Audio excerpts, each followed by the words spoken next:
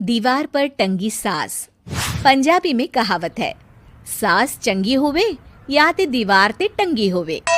संगीता की शादी भी एक ऐसे ही घर में होती है जहां उसकी सास दीवार पर टंगी होती है। ससुर और पति शादी के पहले दिन उसे सास के फोटो के सामने ले जाते हैं, जहां ससुर जी कहते हैं, बेटा बेटा संगीता, ये तुम्हारी सास थी, बहुत नेक और भली, लेकिन थोड़ी गुस्सैल थी। गुस्सा आने पर सब तहस नहस कर देती थी, पर अब ये इस दुनिया में नहीं है। हाँ संगीता, माँ होती तो तुम इनकी कोई बात टाल नहीं सकती थी, वरना तो माँ घर में भूचाल ले आती। संगीता मन में खुश होती है कि अच्छा है कि ऐसी औरत अब इस घर में नहीं है, लेकिन दिखावे के लिए वो जैसे ही सास की फोटो के सामने हाथ जोड़कर खड़ी होती है, ये क्या? सास उसे देखकर मुस्कुराने लगी। संगीता आंखों को मलकर एक बार फिर से देखती है, लेकिन फिर सास के चेहरे का भाव, भंगिमा यानी एक्सप्रेशन बिल्कुल बदले होते हैं।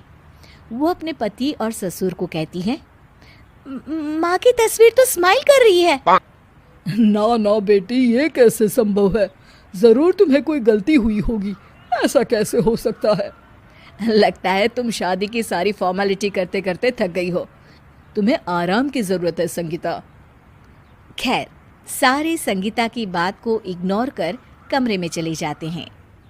वैसे सास की फोटो पर एक्सप्रेशन एक के बाद एक बदलते ही रहते हैं। सुबह होती है, पति और ससुर को काम पर भेजकर संगीता कमरे की सफाई करने में लग जाती है कि तभी उसे आवाज आती है, टेबल ठीक से साफ करो।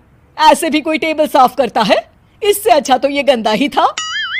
किसी औरत की आवाज सुन संगीता दंग रह जाती है और सोचने लगती है कि आवाज कहाँ से आई।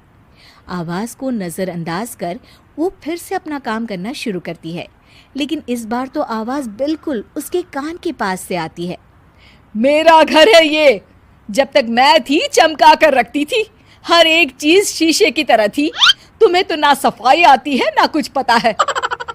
क्यों तुम्हें मेरे घर की जिम्मेदारी दे दी गई है? पता नहीं तुम में मेरे बेटे को क्या दिखाई दिया। मैं होती तो एक से बढ़कर एक लड़कियों की लाइन लगा देती।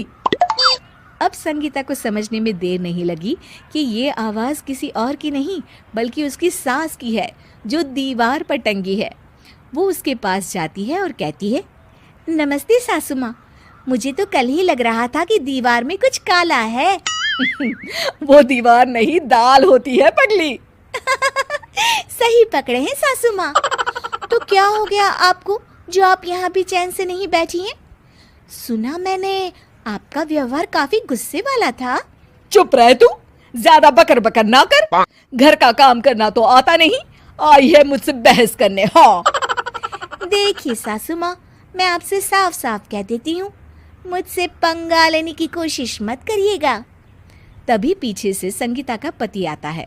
अरे संगीता, किससे बात कर रही हो? कौन है वहाँ? संगीता की सास की फोटो फिर से पहले जैसी हो जाती है। आपकी माँ से कह रही थी कि मुझे काम करना आता। अरे संगीता, माना सास के ताने हर बहू को अच्छे लगते हैं, लेकिन यहाँ तो माँ है ही नहीं, तुम तो फोटो से ही। तुम भी लाजवाब हो संगीता। किसी को विश्वास नहीं होता कि संगीता अपनी मरी हुई सास की फोटो से बात करती है। वहीं आए दिन संगीता की सास संगीता को किसी न किसी बात पर आते जाते ताने देती। संगीता को भी अब सास के तानों और उनसे बात करने की आदत हो गई। वो कभी खानदान की कहानी तो कभी तीज त्योहार कैसे मनाए या किसी व्यंजन की रेसिपी सास से ही पूछती। सारा दिन घर में अकेली संगीता की सास अब उसके लिए तानों के साथ पक्की साथी की तरह भी रहने लगी थी, जो किसी और को नहीं बल्कि संगीता को ही सुनाई देती। तो देखा आपने, सास बहू का रिश्ता हर रिश्ते से ऊपर होता है, फिर चाहे वो खट्टा हो या मीठा।